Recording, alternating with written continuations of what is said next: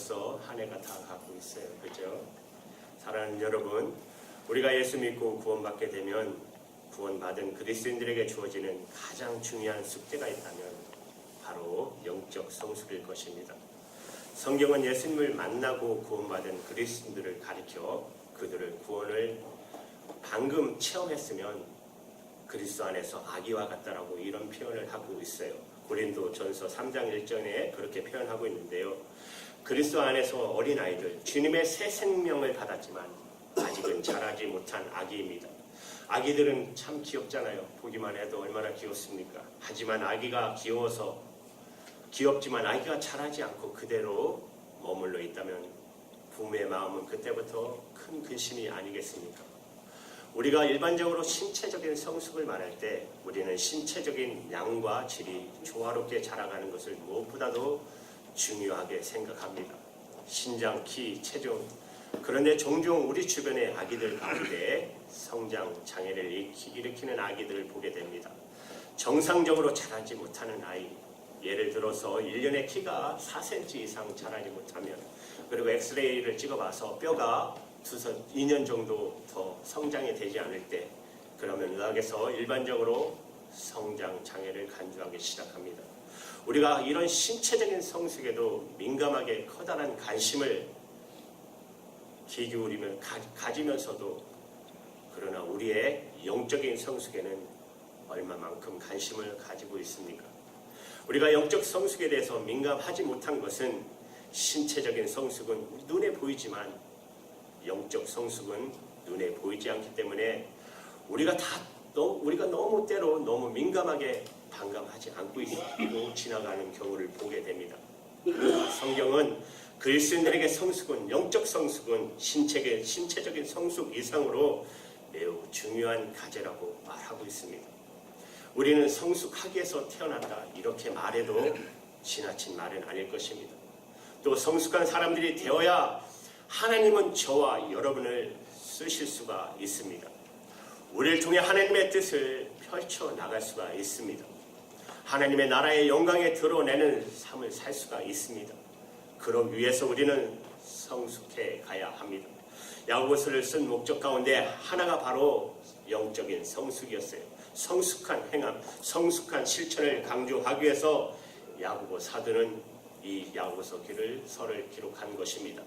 우리가 야고보서를 읽어보면 몇 차례에 걸쳐서 온전한 사람이라는 표현이 나오는 것을 보게 됩니다.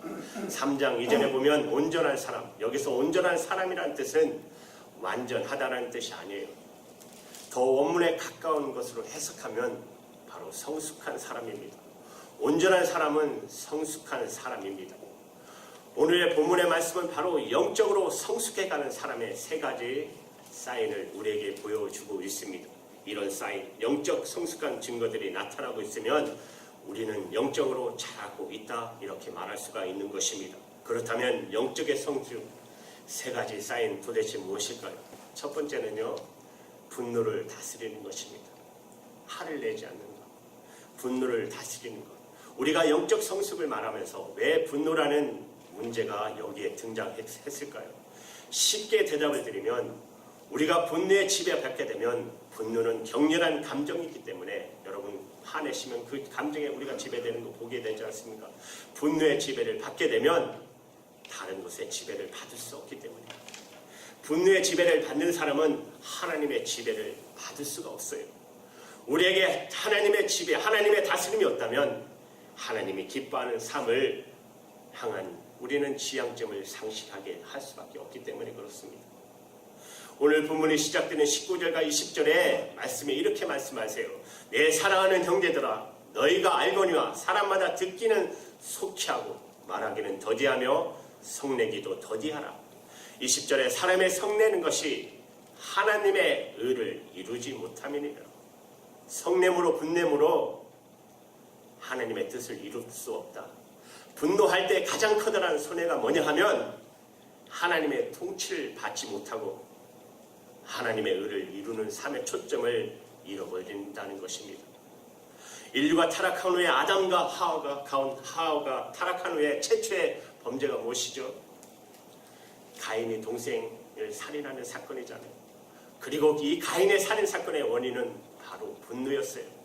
가인은 분노함으로 자기 동생 아벨을 죽인 것을 우리는 기억합니다. 그때부터 인류는 깊은 혼돈과 어둠을 경험하기 시작했습니다. 분노라는 것은 원초적인 인간의 범죄의 뿌리에 속한 것입니다. 세계를 정복했던 여러분 알렉산더 대제 아시잖아요. 더 이상 정복할 땅이 없다고 했던 세계를 정복했던 그 대왕이, 그런데 알렉산더 대왕 가운데 어렸을 때 한 친구가 있었습니다. 크레스토스라는 친구 한 사람이 있었습니다. 그는 나중에 알렉산더 참모가 되었고 장군이었습니다. 그런데 한 번은 그가 술에 취한 나머지 공개 석상에서 자기 어릴 적 친구였던 이 알렉산더 대왕에 대해서 매우 모욕적인 발언을 술김에 해버려요. 순간적으로 알렉산더 대제는 이성을 잃어버리고 옆에 있던 부하의 창을 들고 친구에게 그 창을 던져버립니다. 그래서 그 친구가 죽게 되었어요. 알렉산더 대왕이 두고두고 후회했던 일이 바로 이것이에요. 죽기 직전까지 자기의 커다란 후회였다고 알렉산더 대제는 말합니다. 온 세상을 정복한 사람, 그러나 자기 마음속에 일어난 분노를 정복하지 못한 것이에요. 오죽했으면 잠언 16장 32절은 이렇게 말하고 있어요. 노하기를 더디하는 자는 용사보다 낫고 자기 마음을 다스리는 자는 성을 빼앗는 자보다 나으니라. 우리의 마음을 다스리는 것 가장 중요한 것이에요. 특별히 마음속의 분노를 다스리는 것 무엇보다도 중요한 과제입니다. 여러분, 분노 그 자체를 성경은 죄라고 말하지 않고 있어요. 분노할 수 있어요. 분을 다스리지 못하는 것이 문제라는 것이에요. 분노를 다스리지 못하면 죄가 될 수 있습니다. 이 두 가지 차이를 사도 바울은 에베소서 4장 26절에 이렇게 말하기 시작합니다. 분을 내어도 죄를 짓지 말며 해가 지도록 분을 품지 말라. 분을 내어도 뭐예요? 죄를 짓지 말라. 분 자체가 죄라는 말은 아닙니다. 하도 못 내면 어떻게 그게 사람입니까? 분은 낼 수 있어요. 화는 낼 수 있어요. 그러나 그것을 다스리지 못함으로 분노가 죄가 되지 못하게 하라. 그렇게 말씀하고 있는 것이에요. 특별히 해가 지기 전에 분노라는 감정을 해소할 수 있어야 한다고 말씀하고 있습니다. 여러분, 어떻게 분노를 다스릴 수 있을까요? 에베소 4장에서 사도 바울이 분을 내어도 죄를 짓지 말라. 어떻게 그러면 분노가 죄가 되지 않도록 분노를 다스릴 수 있습니까? 그 문제의 해답을 사도 바울의 에베소 5장에서 우리에게 제시하기 시작합니다. 우리가 잘 아는 에베소 5장 18절은 바로 이 분노의 문제에 대한 하나님의 처방이라고 할 수 있습니다. 에베소 5장 18절에 술 취하지 말라. 이는 방탕한 것이니 오직 성령으로 충만함을 받으라. 술 취함과 성령 충만함을 사도 바울은 왜 비교했을까요? 두 가지 공통점이 있지 않습니까? 지배하려는 성향, 술에 취하면 술의 지배를 받게 됩니다. 그래서 술 취하지 말라고 말합니다. 왜냐하면 우리는 술에 지배받아 살아야 할 사람이 아니기 때문에 술 취하지 말라고. 이것은 방탕한 것이라고. 오직 성령의 충만함을 받으라. 성령의 충만하면 성령의 지배를 받게 됩니다. 하나님의 영이 우리를 다스립니다. 하나님의 영이 우리를 인도하는 것입니다. 그러므로 마음의 분노가 섞일 때마다 여러분, 성령 충만을 구하십시오. 성령님, 저를 다스려 주십시오. 그리고 본문의 20절의 말씀을 여러분 상고하십시오. 20절에 사람이 성내는 것이 뭐라고요? 하나님의 의를 이루지 못함이니라. 그런데 이 말씀을 잘 보시면 이 말씀에 두 가지 대조되는 단어가 나오기 시작합니다. 먼저 사람하고 대조되는 단어가 바로 하나님입니다. 성냄과 분냄에 대조되는 것은 의입니다. 그래서 사람이 성내는 것이 뭐라고요? 하나님의 의를 이루지 못함이라. 여러분, 성내지 마십시오. 분노하지 마십시오. 그것은 바로 여러분 손해입니다. 무엇보다도 하나님의 의를 이룰 수 없게 되는 것입니다. 하나님의 뜻을 이룰 수가 없다는 것이에요. 그러므로 성령 충만을 여러분 사모하십시오. 성령의 지배를 사모하십시오. 우리가 계속 성령 충만을 사모하면 성령이 우리를 다스리는 것이 우리 삶의 패턴이 될 수가 있을 것입니다. 성령이 다스리면 하나님이 우리를 통치해 주시고 인도해 주시면 분노할 만한 일이 생겨도 우리는 이것을 잘 극복하게 될 것입니다. 그리고 그 분노를 다스리는 모습을 보면서 어느 날 이렇게 말할 거예요. 나 자신에게서 이렇게, 야, 너도 많이 컸구나. 그렇지 않아요? 우리가 나도 이렇게 많이 성숙해졌구나. 나 자신을 보면서 다시 분노를 다스릴 수 있는 거에서 얼마나 감사하겠습니까? 내가 영적으로 자라나는 것을 어떻게 아느냐? 나는 이제 분노를 제법 다스리고 있다. 그럴 때 알게 될 것입니다. 성숙의 두 번째 사인이 있습니다. 뭐냐 하면 두 번째는 말씀을 잘 받는 것입니다. 21절의 말씀 우리 함께 읽어볼까요? 21절 자, 그러므로 모든 더러운 것과 넘치는 악을 내어버리고 능히 너희 영혼을 구원할 바 마음의 심긴도를 온념으로 받으라. 심긴도 말씀을 말하는 거죠. 심긴도가 말씀을 온념으로 받으라. 악을 버려라. 사도 야고보는 무엇보다도 먼저 분노의 악을 생각하고 있었을 것입니다. 분노를 다스리지 못하면 죄가 되고 악이 됩니다. 그 악을 버리라고 말씀합니다. 그 대신 악을 버리고 그 대신에 그 다음에 영혼을 구원할 말씀, 그 말씀을 온념으로 마음에 심어야 한다. 이렇게 가르치고 있어요. 사랑하는 여러분, 내 마음속에 말씀의 씨가 떨어지면 말씀의 열매가 맺어지겠죠. 그래서 내 마음에 말씀의 씨를 심는다는 것이 무엇보다도 중요한 것입니다.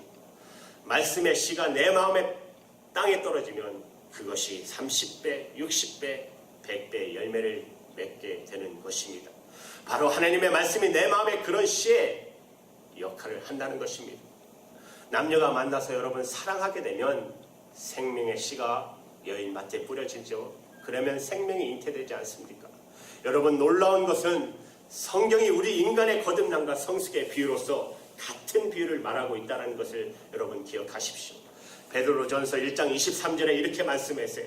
너희가 거듭난 것은 썩어질 씨로 된 것이 아니요 썩지 아니할 씨로 된 것이니 하나님의 살아있고 항상 있는 말씀으로 되었느니라.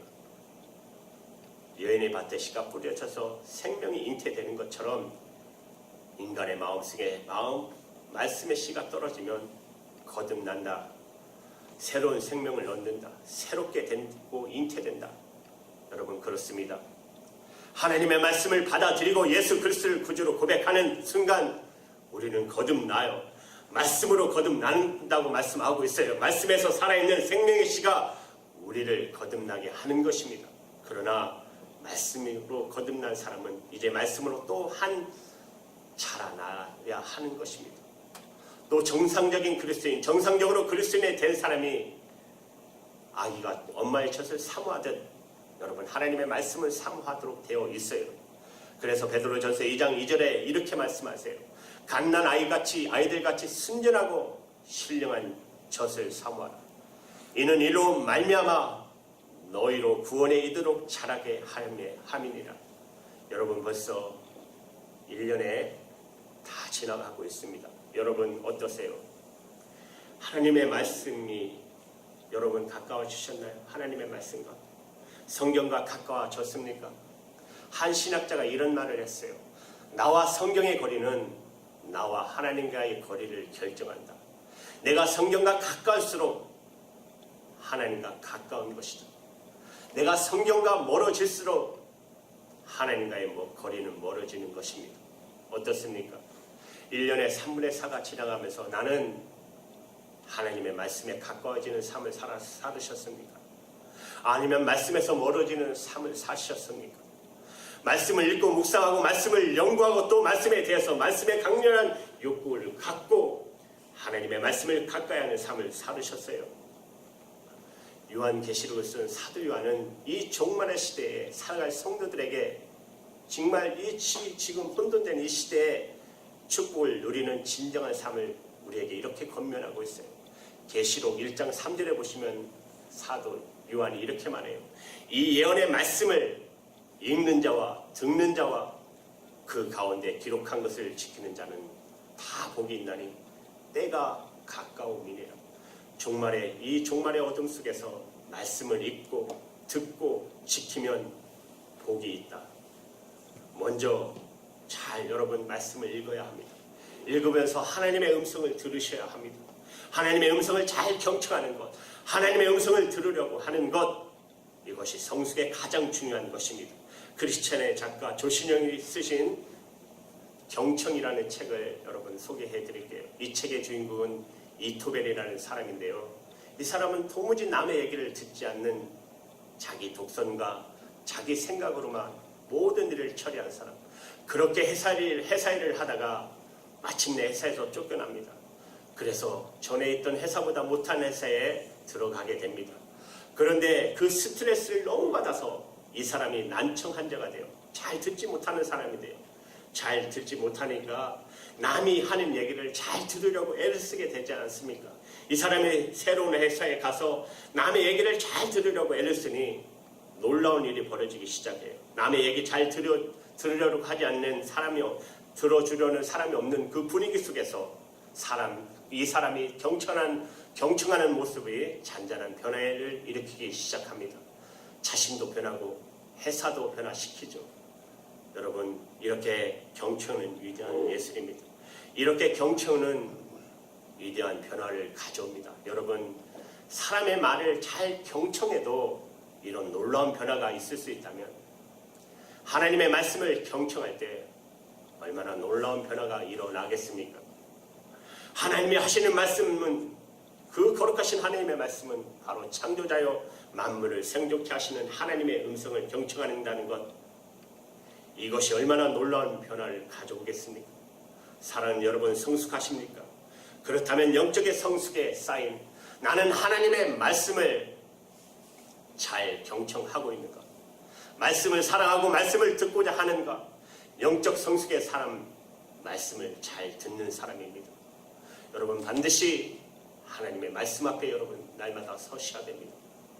마지막 세 번째, 영적의 성숙의 사람은 말씀을 실천하는 사람입니다. 말씀을 듣는 것은 위대한 변화의 시작이에요. 그러나 말씀을 듣는 것으로 변화는 절대 일어나지 않습니다. 내가 들은 말씀을 실천하기 시작할 때 변화는 오게 되기 시작합니다. 실천에 의도 없이 듣기만 한다면 그것은 뭐라고 그랬어요? 자신을 속이는 것이라고 말합니다. 듣기만 한다면, 행할 의도 없이 듣기만 하여 자신을 속이는 자가 되지 말라. 23절, 24절은 만약 말씀을 듣고 행하지 않는다면 거울을 보고 자신의 모습을 발견했어요. 그렇잖아요. 거울을 보면 자신의 모습이 발견되잖아요. 거울 보면 그러면 고쳐야 되잖아요. 거울 보고 고치지 않는 사람, 그거와 똑같다는 거 말씀하고 있어요. 말씀을 듣고 말씀을 받으면서 말씀대로 살지 않았다면 거울을 보고 고치지 않는 사람과 같다라고 말씀하고 있어요. 우리는 하나님의 말씀을 여러분 알아듣기 쉬운 언어로 옮기는 것을 가르쳐 번역이라고 말하잖아요. 성경학자인 루베트 톨이라는 사람이 이 지구상에 가장 위대한 번역이 있다면 그 번역은 하나님의 말씀을 자기의 삶의 장으로 옮기는 것이다. 가장 위대한 번역이 무엇이냐면 하나님의 말씀을 자기의 삶에 옮기는 것이다. 말씀을 자기의 삶의 장으로, 마당으로 옮기고 여러분 계십니까? 다시 한번 여러분 요한계시록 1장 3절의 말씀을 여러분 기억하시기 바랍니다. 진정한 축복의 사람이 되기 위해서 여러분 다시 이 말씀을 여러분 깊이 묵상하셔야 됩니다. 이 예언의 말씀을 읽는 자와 듣는 자와 그 가운데 기록한 것을 지키는 자는 복이 있나니. 누가 복이 있다고요? 읽고 듣기만 하는 것이 안 돼요. 지켜야 된다.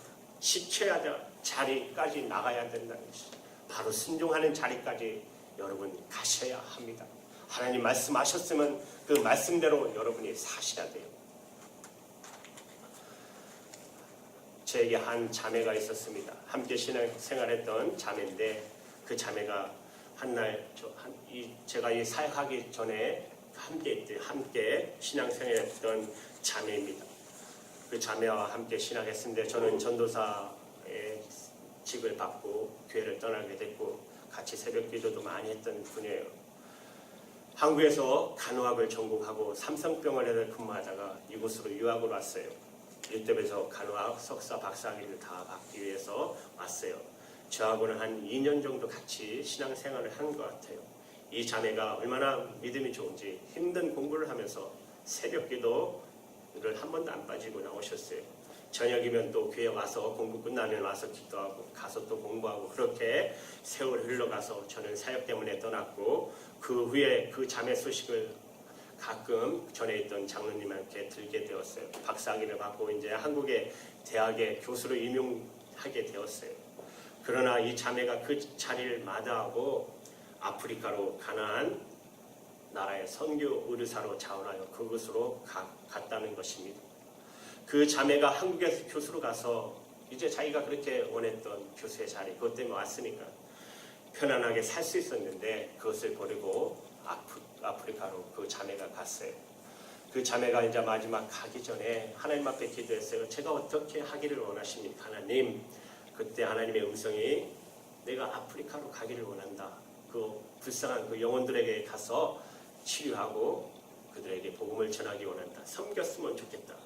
그 음성 때문에 순종하여 그곳으로 떠나간 것입니다. 그곳에서 지금도 얼마나 아름답게 섬기며 이렇게 복음을 전하는 그 소식을 가끔 들어요. 가끔 장로님 만나면 사랑하는 여러분, 영적 성숙의 기적 그것은 여러분 다른 것이 아닙니다. 말씀을 읽고 듣고 거기서 끝이면 안 돼요. 여러분이 지켜 행해야 돼요. 여러분에게 용서하라면 올 한 해 여러분 용서할 사람 다 용서하셔야 돼요. 여러분 사랑하라고 하면 이제 사랑하셔야 돼요. 하나님 저 사랑은 안 돼요가 아닙니다. 그것은 성숙을 자랑하는 방해 요소입니다. 여러분 사랑하십시오. 행하라면 하십시오. 그렇게 말씀이 쑥 없이 듣고 우리는 말씀의 부재 속에 사는 게 아니라 홍수처럼 사는데 왜 역사하지 못하느냐? 여러분들이 읽고 듣고는 하지만 지키지 않았기 때문에 그래요. 여러분 반드시 지켜 행하십시오. 하나님이 오늘 여러분에게 말씀하신 그대로 순종하셔야 우리는 정말 영적 성숙에 나갈 것입니다. 이것은 나이와 상관이 없습니다. 여러분이 얼마나 하나님의 말씀과 가까이 있고 그 말씀들을 지키려고 순종하며 기도하느냐에 달려 그것은 이루어질 것입니다. 올 한 해 여러분 다시 한번 돌아보시고 이제 하나님 말씀 앞에 여러분 쓰셔서 말씀을 깊이 묵상하시고 듣고 지켜 해 나가서 영적으로 성숙해서 그렇게 우리 주님이 우리 하나님이 그렇게 우리에게 원하는 것 바로 우리가 영적으로 성숙하는 것. 그래서 하나님 앞에 영광 돌리는 저와 여러분 되기를 주님의 이름으로 축복합니다. 기도할게요.